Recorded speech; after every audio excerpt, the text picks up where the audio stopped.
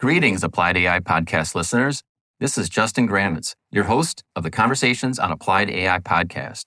Just dropping in to let you know about a very special event we have coming up on Friday, May 12th. It's the Spring 2023 Applied AI Conference. You can learn more by going to appliedaiconf.com. This full-day in-person conference is the only and largest artificial intelligence conference held in the Upper Midwest. It will be in Minneapolis, Minnesota on May 12th. We will have more than 20 speakers with 2 tracks covering everything from AI business applications, ChatGPT, computer vision, machine learning, and so much more. For being a listener to this podcast, use the promo code PODCAST when purchasing your ticket for a 50% discount. So here's the details. Go to appliedaiconf.com. That's appliedaiconf.com to see the full schedule and register for the only and largest artificial intelligence conference in the Upper Midwest on May 12th. And don't forget to use a promo code of podcast when checking out to receive a 50% discount. We look forward to seeing you there, and thank you so much for listening. And now, on with this episode. That's kind of why NLP has exploded, is because of these embeddings, which basically give numerical representations of the words. That's how these models are able to learn so much and able to complete such complex tasks, is because they learn from numerical representations of the words. From a super high level, it feels like it's if you just looked at the surface, it feels like you just said, numbers versus words. It's like the complete opposite. It's really not at all. And if you're training a simple NLP model, it is literally like training a machine learning model, just with words, not numbers. And if you really boil down the brass tacks of what's going on under the hood, it is more basic data science than you, because of these embeddings basically make the words into numerical representations, and then you can use traditional data science to make predictions on things. Welcome to the Conversations on Applied AI podcast, where Justin Grammitz and the team at Emerging Technologies North talk with experts in the fields of artificial intelligence and deep learning. In each episode, we cut through the hype and dive into how these technologies are being applied to real-world problems today. We hope that you find this episode educational and applicable to your industry, and connect with us to learn more about our organization at appliedai.mn. Enjoy. Welcome, everyone, to the Conversations on Applied AI podcast. Today, we're speaking with Eric Olson. Eric is the co-founder and CEO at Consensus, a search engine that uses AI to surface expert answers. Prior to Consensus, he worked at DraftKings Analytics, where he built cool models and created new metrics to better understand their users. In 2017, he graduated with a Master's of Science in Predictive Analytics from Northwestern University, was a 3-year starter for the Northwestern University football team, and a 4-time academic All Big Ten honoree. Quite an accomplishment, Eric. Thank you so much for being on the program today. Yeah, thanks for having me. So I usually start out with my guests talking a little bit about, how they got into the field and what their background was and all that sort of like technical stuff. But I'm actually really curious to start out maybe sharing more about your football experience. What position did you play, and how do you think maybe that might have shaped to where you got to where you are today? So my whole football journey, I kind of came about in a roundabout way. I was a basketball player my whole life, and I actually transferred to a private school in high school to try to get recruited for basketball, and was convinced that it would help my chances of getting into the school if I said I'd also try football. And as it turns out, I'm about 6'6" and not, crazy athlete or anything. And somebody with that body type and athleticism makes for a really, really great offensive tackle, but not a great collegiate center for basketball. So I ended up getting a bunch of scholarship offers for football, chose to go to Northwestern and wanted to find a place that married academics and athletics. I played offensive line. I was our starting right tackle for 3 years. And I'd say, well, one, I come from a family of a bunch of academics. So I've always been interested in science and the world of science. But in my 5th year, I started to dive into data science. I got my master's in predictive analytics. And that's kind of how I started down this road that eventually ended with Consensus. But I'd say as far as, there's a lot of lessons to learn from playing high-level football, high-level athletics in an entrepreneurial journey. And I'd say, above all, what football taught me that kind of led me to take the leap into entrepreneurship is realizing that imposter syndrome are just fake thoughts in your own head. And football really faces you to confront those. And you realize, you're on a stage of something you've always dreamed of and playing in front of hundreds of thousands of people. But those same thoughts of, do I belong here, are still in your head. And when you kind of have that moment, you realize everyone thinks this. It really teaches you to push past that and realize that it's just the self-conscious part of your mind talking to you. And that is something that happens a lot when you start a company of, what am I doing? And should I be doing this? Am I the person to do this? And oftentimes those are very unhelpful thoughts, and high-level athletics definitely teach you to push past those. Nice. Well, keeping with the metaphor, I mean, at least in athletics, you oftentimes have a coach or a trainer or somebody with you. This is sort of off the cuff, but like, when you're getting into business and you started your business, did you have anybody like that? Certainly. Yeah. I'd say two main buckets. One, former bosses of mine before I worked for 3 or 4 years before I started the company. And a few of my former bosses are now investors in my company, and meet with them regularly and get advice from them. That's more on like the managerial side and, balancing employees and emotional stuff. And then there's another bucket of other founders. Going to a school like Northwestern, I'm certainly lucky to have been surrounded by a good entrepreneurial network of people that I was peers with in college who have also started their own companies before I did. And we have leaned extremely heavily on those people on navigating this crazy world. And yeah, I think you're spot on. My co-founder also is a Northwestern football player. I really mean it when I say I think one of our biggest strengths of the company is taking advice from those types of people and taking it seriously and seeking out advice and coaching. And I think our athletics background definitely has informed that to an extent.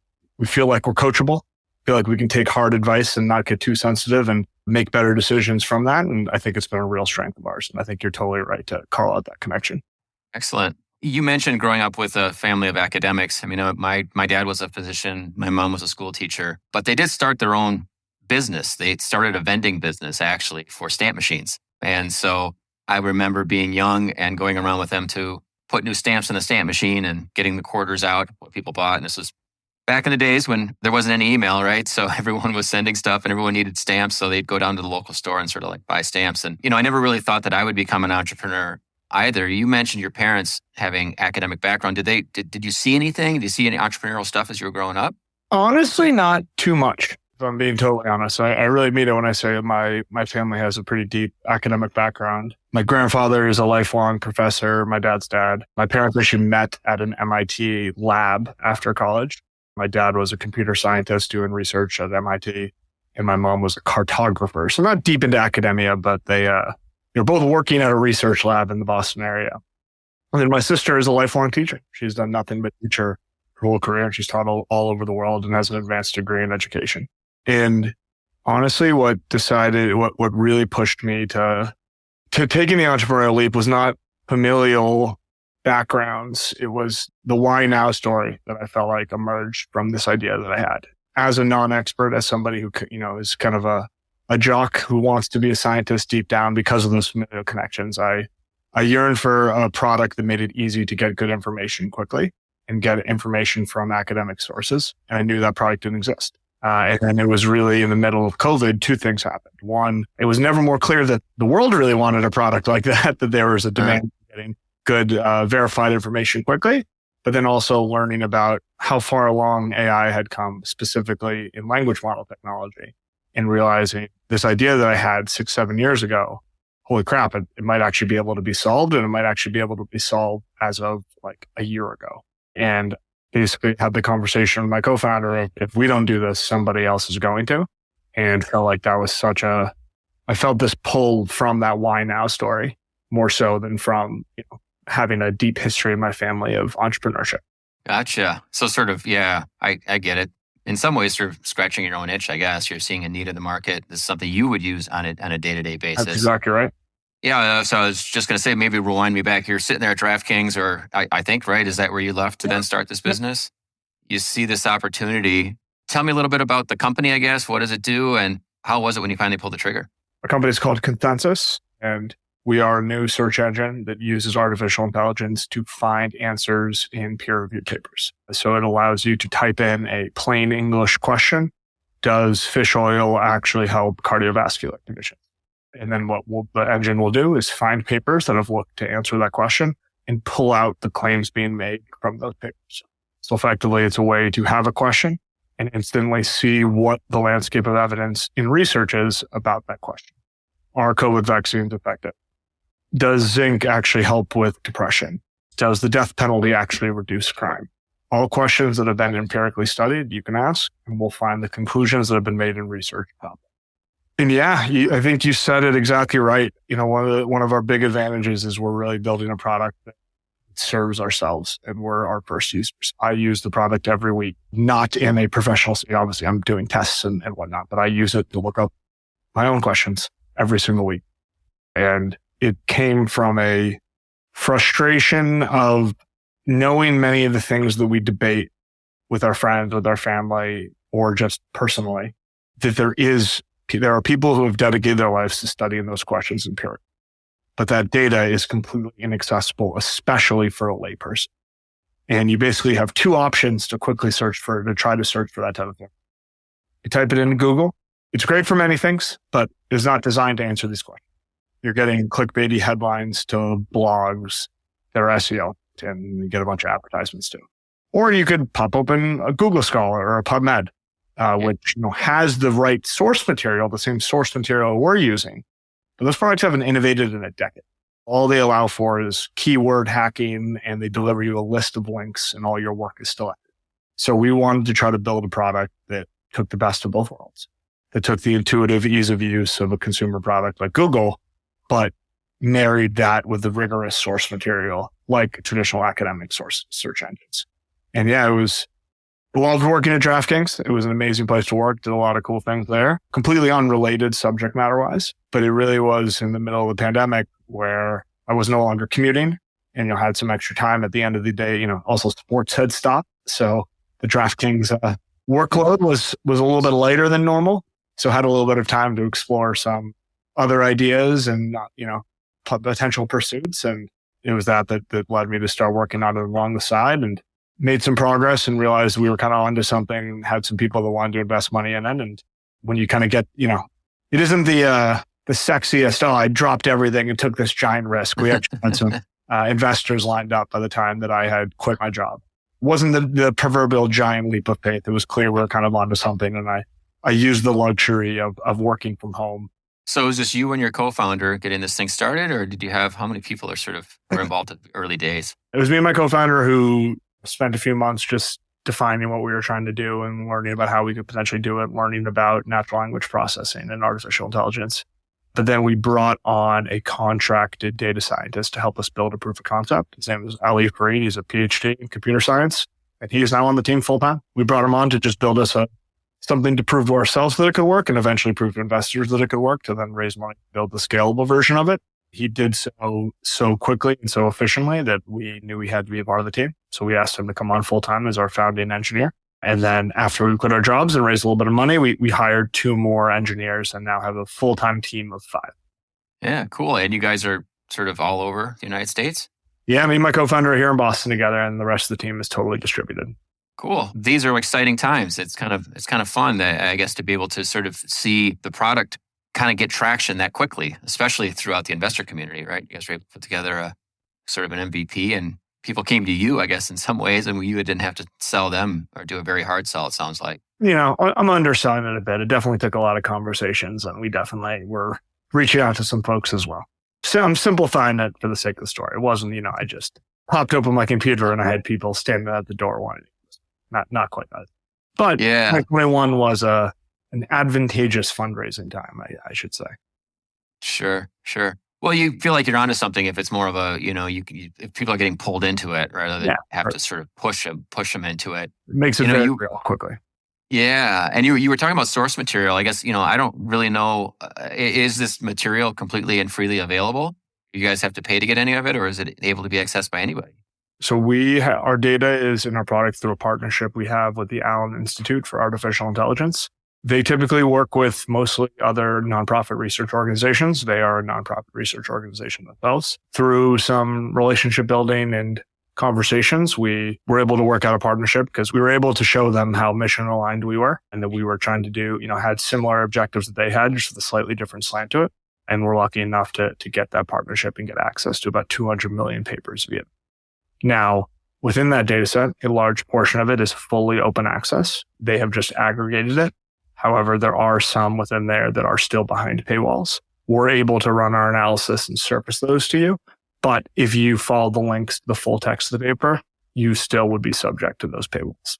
However, Gotcha. the trend is very much in our favor, and there was legislation passed this year that all federally funded research has to be fully open access by 2025, meaning more and more of these documents will be able to be accessed by anybody. And we hope to be the layer that helps you access those papers more easily.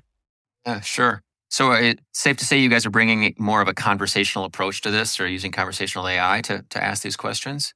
So Okay. very much yes, in the sense that our AI allows for natural language questions. So like you don't have to just keyword hack like you would if you use Google Scholar. Like you can say literally, what is your research question? You can just ask it. Does the death penalty reduce crime? You can ask that question like that, and we'll find you claims made papers about the question. Where I pump the brakes a little bit on using the word conversational AI is that our results are actually extractive from the papers. So unlike something like ChatGPT, we're not generating text out of thin air. It's not our models answering the question for you. It's our models looking through a paper and trying to find you the answer. So we're actually surfacing you word for word quotes from papers about your question, as opposed to conversationally generating text and answer the question. And ChatGPT is amazing and we want to use some generative tech in the product, but for our purposes, pretty important to understand the source material. A conversational AI is amazing for some use cases, but in what we're trying to do and deliver you research-backed answers and insights, it's pretty important to know the source material. Yeah, for sure. Can you string questions together? Can you build on questions once you get an answer? Then sort of, is it smart enough to understand that I'm still asking questions along the same way, along a thread, I guess? Yeah. We do not have any advanced functionality like that right now. That is definitely something we're working on and thinking about in the background. But right now it is not query to query, taking in what you just clicked on or something from the last session.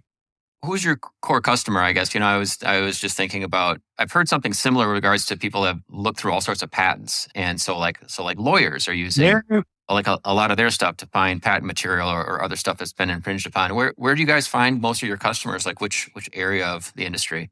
Yeah. So there's really kind of two ends of the spectrum, and it's pretty cool because they're in many ways opposite ends of the spectrum and where we see most of our users. So you have this one bucket that is kind of like myself and my co-founder, evidence interested non-experts. The sub-persona within that we see the most is health and fitness optimizers. So the type of people who are looking up information on supplements, on exercise routines, on sleep routines, and constantly on the hunt for the best information to optimize all parts of their health. We see a lot of people using the product for that reason. Probably how I use the product the most when I hear some friend make a claim about some miracle supplement or something. It represents a way to quickly fact check it and understand that there's actually research about that. But then you have the other end of the spectrum, which are people who are using it for more deeper research tasks. The core use case there is students, tons and tons of students using the product. And you think about it in the sense of, I'm writing a paper, I have my hypothesis. Now, instead of just trying to hack together keywords and find papers and dig into them for the bits of information you're looking for to include in your paper, you can actually just type in your research question and consensus, and we'll deliver you back the insights about that question. So you can much more quickly get yourself to a point where it's, hey, this is what I want to include. This is what backs up my argument. Or maybe changes your argument because you realize that the weight of evidence is, on the other side. But I'd say those are really the two, which is cool because it's the kind of both ends of the spectrum where you have your more like consumer use case and then you have people using it in a real academic setting. I love it. How do you see this changing then the future of paper writing for students, I guess, right? They're going to be more just fact-checked by their pure nature, right? Not as much hypothetical. You hear a lot of people thinking about the future of paper writing because of generative AI products. Yes. Ours is it's a tool that doesn't potentially I'm saying this poorly, but because it's not generative, ours represents just like a research tool alongside what you're doing as opposed to in speeding up your work as opposed to doing the work for you. And I think that is why we've been looked at more favorably by the academic community. We have some partnerships with libraries. We have libraries reaching out to us to be a part of the school's evidence, tools that allow students to better get information. So like a generative tool, if you tell it to write you a paper, it will write you a paper. How good it is, still up in the air. And I think that is what is really scaring a lot of people of, is this, are these tools going to basically just do the work for students? Whereas we kind of sit on a different side of the spectrum where we can speed up your process. We can quicker get you to the information you're looking for and hopefully good information, but we're not actually doing the work for it. We're not generating you a paper. So ours is more of a tool to make you more efficient, not do the work for you, which I know is scaring a lot of people in academia now with these generative products. For sure. What do you guys see the future of consensus being and sort of the work that you're doing in the next 3 to 5 years or so? I mean, are there breakthroughs coming in? I mean, NLP is just getting better and better. You guys looking at different languages, translation maybe? Maybe those papers were written in a different language you could bring in. I guess I'm spitballing ideas here. So I'm just curious to see where you guys see the industry going. Yeah. I mean, we get requests for new languages all the time. So it's definitely something we want to incorporate. But really there's in the short to medium term, like the 1.5 to 2 year time period, there are two main features that we are working toward and we want to be releasing soon, which are using some of these generative products or generative tools to synthesize answers across papers. Now, we want to be careful. We want to make sure that they're used with guardrails where we can say, all right, here are the top 20 results. Here's a summary of those 20 results. But here are the 20, but the results that populate that summary or that were used to generate that summary are right here so you can cross-reference. So we want to be able to do some automatic synthesis for you, but we want to do it tied to source material where we're not just creating it out of thin. So we'll kind of call it this whole bucket of automated synthesis across papers. Then the other bucket is evidence scoring. So using these AI tools to extract other information from the papers to help us understand, is this quality research or not? So basically, extracting things like what was the sample size? What type of study was it? Who funded this study? What was the effect size of the outcome? These are all things that you can train models like a human expert would to read through a paper and pick out and analyze. Eventually, what we want to get to is extracting all of those things to have that roll up to some sort of evidence confidence score tied to each one of those claims. And then if you can picture, we have a synthesis part of the product, but we already have the underlying claims that are being used to generate that synthesis now have scores to them. We can do a really robust, cool, automated evidence synthesis to your question. Hey, we looked across 20 papers. 13 say this, 5 say this, 2 say this. Here's the scores of each one of those schools of thought. Effectively, it all boils down to, if you were an expert and you had infinite time, how would you assess what the answer to a research question is across the literature? You'd find the relevant papers, you'd pull out the key points of the paper, and you'd assess the quality of those papers. We want to automate that entire process. And then the 5-year vision is incorporate other types of data sources. Our lane is using AI to surface expert answers. We're starting with scientific research. There's a million reasons why we think that makes sense, but there are other giant text documents that have expert insights within them. And we'd love to incorporate other types of data sets to the product and build an easy to use AI-powered search product over top. It's cool. Really good. You seeing anything interesting in sort of just random off the cuff question, but you looking at virtual reality or augmented reality or any of that type of stuff to interact with your product? Can't say that we have. I think that the future of our product is using more of these language model tools that are continuing to get better and better. I don't know if we're the type of product that will dip its toe in the metaverse or anything like that.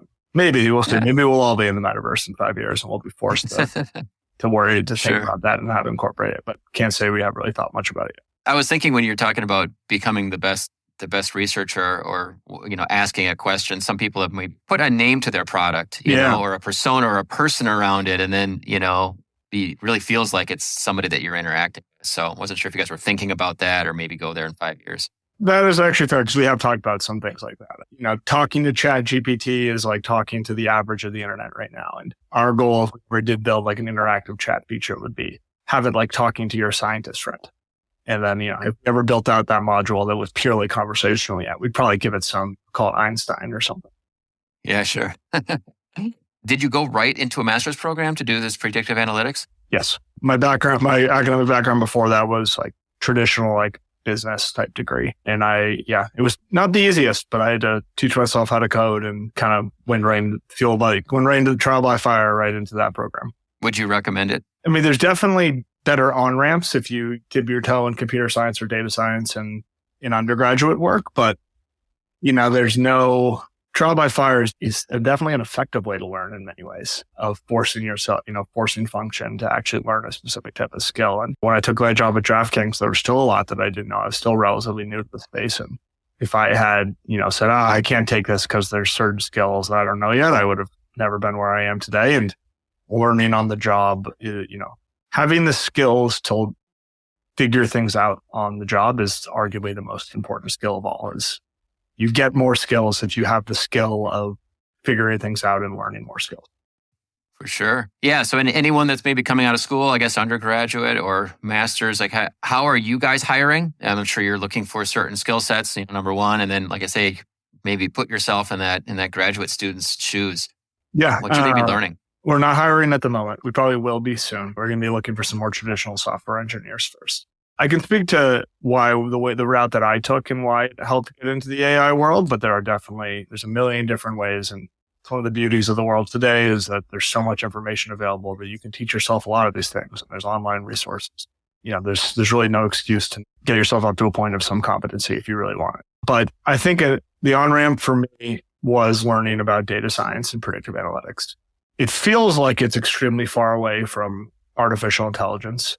At the end of the day, they're more similar than they are different. And it is still the same process of, giving inputs and making predictions on outputs. It is still a bunch of X variables trying to spit out a Y variable. That's obviously simplified, but that understanding that art and science, easiest on-ramp to doing that is understanding it from just a pure data science perspective first. And then you can apply so many of those same learning to more advanced artificial intelligence. And that's really how I learned to do it. And that's really why I felt qualified to lead this team. And so many of those learnings, even though it's simpler, quote unquote, problems that I was working on in DraftKings, like traditional machine learning modeling, those skills of how to piece together a model, how to train a model, what matters are so applicable, even when you get to much more complex problems. So my advice overall would be a great on-ramp is learning about the basics of data science and machine learning first and using that to propel yourself into more advanced worlds. Awesome. Yeah, for sure. And I think, as you were talking there, I was thinking about, most people, it feels very foreign to be working in data science and numbers, and then to have natural language processing, which is all words, right? And I think a lot of people don't really see the connection or like how it applies. Well, that's kind of why NLP's exploded, is because of these embeddings, which basically give numerical representations of the words. That's how these models are able to learn so much and able to complete such complex tasks, is because they learn from numerical representations of the words. So while from a super high level, it feels like if you just looked at the surface, it feels like you just said, it's numbers versus words. It's like the complete opposite. It's really not at all. And if you're training a simple NLP model, it is literally like training a machine learning model, just with words, not numbers. And if you really boil down the brass tacks of what's going on under the hood, it is more basic data science than you, because of these embeddings basically, make the words into numerical representations. And then you can use traditional data science to make predictions on things. Is that fair to say then that's sort of the aha moment or the epiphany that you saw a couple of years ago in this thing? It's a part of it, but the real epiphany was these transformer models, which take out those embeddings and apply a type of learning that has allowed them to understand the context of language to a degree that was never possible before. So there's a really famous paper called Attention is All You Need. And it was a paper by Google engineers as they released their first transformer model called BERT. And we still use a BERT-based model today. I'm going to screw it up. I'm not a full-blown expert on every part of the specifics of it, but it boils down to a way of teaching the models to learn language where it takes in the entire block of text to make a prediction on a specific part of text and repeat that pattern for it to learn about language and understand the context of language. So it's basically like saying, if you give it enough things to pay attention to, it can.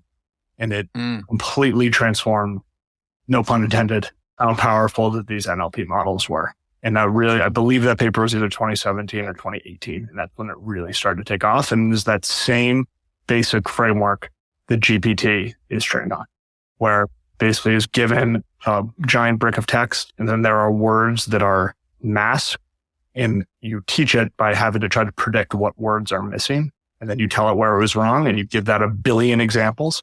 And then all of a sudden it learns how language functions and it can talk to you almost like a human can. That technique it was bidirectional encoding representative. I forget, BERT stands for something, but that was invented back in 2017 from a foundational paper called Attention is All You Need. Awesome. Yeah, we definitely will put a link to that in the liner notes for this episode for sure. That's awesome. Yeah, and Google seems to have really been one of the major companies that have been sort of pushing forward on this. Yeah, I mean, that is the basis of their main product. Like a search product is inherently an NLP product, and they've been at the head of that game for a while, but that has changed in the last year. That OpenAI would now be probably likely referred to as the real leader in the space. Now, there are rumblings that Google has something behind the curtain that is even better than ChatGPT. That's just rumors. I have no inside information there. That is yet to be released. That was, if you remember, like 6 or 7 months ago when it went viral, where there was a Google engineer and saying they'd created a sentient AI. What he was referring to was an unreleased chatbot model that effectively would be a rival to ChatGPT. It is yet to be released. I don't know if they've seen something that terrifies them or something, but they are working on things under the surface. But OpenAI has really been the recent leader in this space. And what's cool about what they do is that they're not building products like Google. They're building foundational models to then be used by companies like us. So it's the incentives are completely set up in the right way for innovation there, where all they're trying to do is push the space forward, not hog all the resources and the models to themselves.